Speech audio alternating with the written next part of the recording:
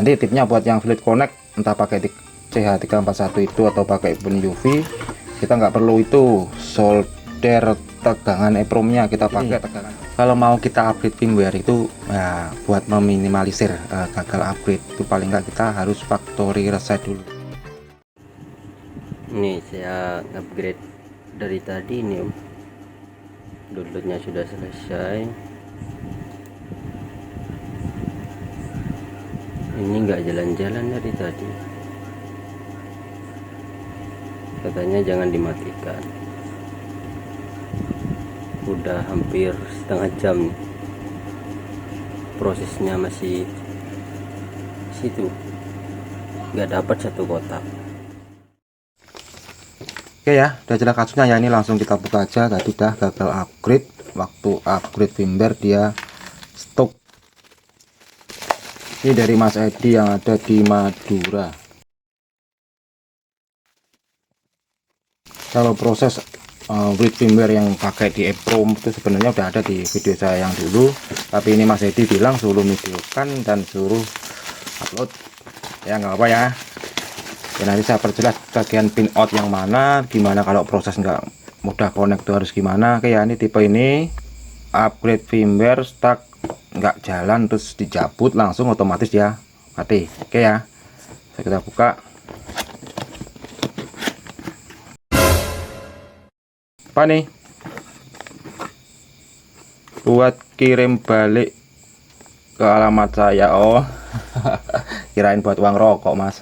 Oke, nggak bercanda mas. Oke mas, ya sebenarnya kalau buat kirim balik nggak usah seperti ini mas, langsung saya bisa nanti itu pakai default, ongkos kirim dibayar di tempat. Oke ya, nah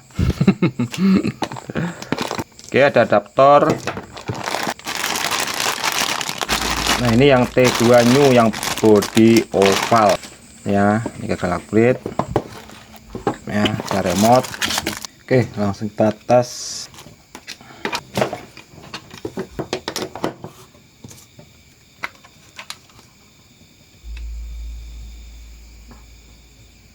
Oke ya, benar mati, langsung kita buka. Kalau udah terlanjur mati ya kita harus break di EPROM.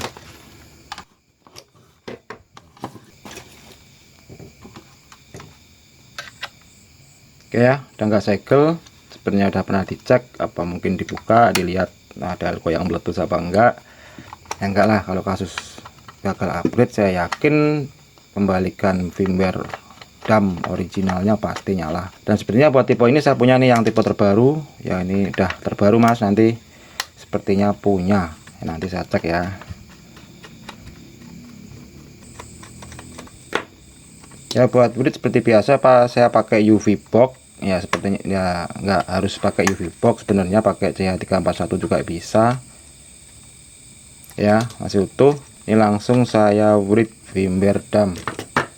Nah nanti tipnya buat yang fluid connect, entah pakai CH341 itu atau pakai pun UV, kita nggak perlu itu solder tegangan EPROM-nya, kita pakai tegangan bawaannya power supply ini aja, nantinya kita solder yang ya jalur datanya aja lah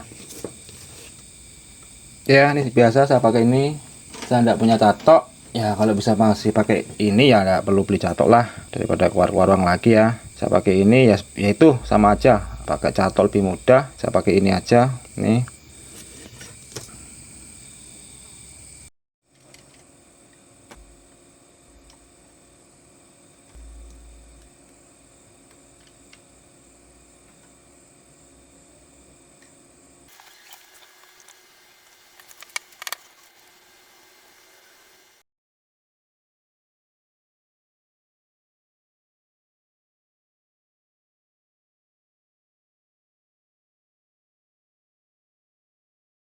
Oke ya, ini proses flash ataupun read firmware di EPROM ini saya pakai UV ya. Nih buat yang tanya pin out, nih pin out buat IC EPROM ada 8 pin, itu sebelah samping lah, itu yang pin ke-8 yang VDD kita nggak perlu pakai, kita pakai daya yang dari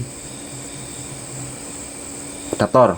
Nah ini udah jelas connect, kedeteksi, terdetek seri EPROM nya. Nah untuk proses breed, nah ini kita pilih ya Winbond atau apalah, yang penting bisa buat ambil itu seri yang 4 MB W25G itu 32 bit. Oke, kita pilih firmware. Nah ini firmware Tanaka oval terbaru. Oke ya, kita langsung with firmware. Nah itu saya pilih sebelum saya breed saya iris dulu IC EPROM-nya.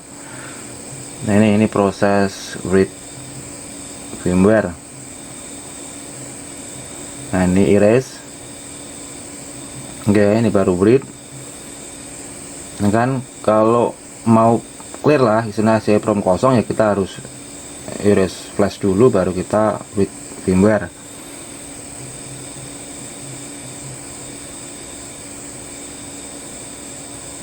Nah sistem ini sebenarnya buat build firmware sangat simpel, yang penting bisa connect. Yang susah itu sulit buat connect. Kadang ada seri-seri IC EPROM tertentu yaitu sulit connect, yaitu tipnya pakai adaptor, kita tidak pakai supply yang dari tool kita, tapi kita pakai adaptor bawaannya STB. Oke ya, udah selesai, sukses, tinggal tes.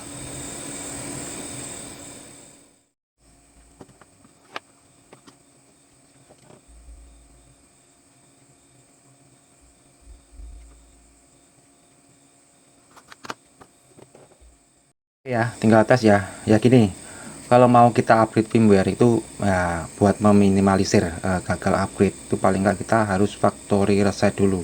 Kita factory reset, ada kan di menu pengaturan, kita factory reset, kemudian baru kita upgrade firmware. Dan kalau kita upgrade firmware pakai jaringan internet ya kita harus pastikan jaringan kita itu lagi lancar lah, tidak ada pas lemot atau gimana.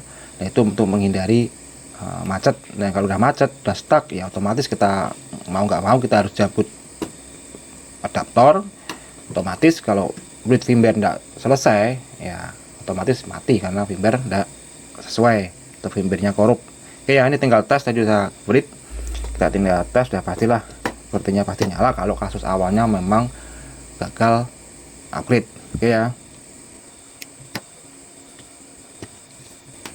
nah kalau sudah on sini kita tunggu bentar sampai ya garis apa timbul angka lah, berarti dia udah bisa masuk menu. Ini tadi Mas Edi udah saya update pakai firmware yang terbaru, nggak perlu diupgrade lagi. Kalau daripada nanti mati lagi kayak ya, ini kasus sudah selesai, singkat aja seperti itu ya. Intinya kalau kita sulit connect pakai CH341 itu gimana, jangan kita ikutkan bagian VDD, bagian power supply dari tool kita pakai ini aja, kita pakai adaptor. Oke ya, nah dari bawah angka. Oke, makasih telah menonton, kalau bermanfaat silahkan subscribe, saya update terus kasus-kasus set-top box bermasalah, gagal upgrade, mungkin juga mulai sinyal udah melemah atau gimana. Oke ya, makasih telah menonton, sambung ke video-video berikutnya.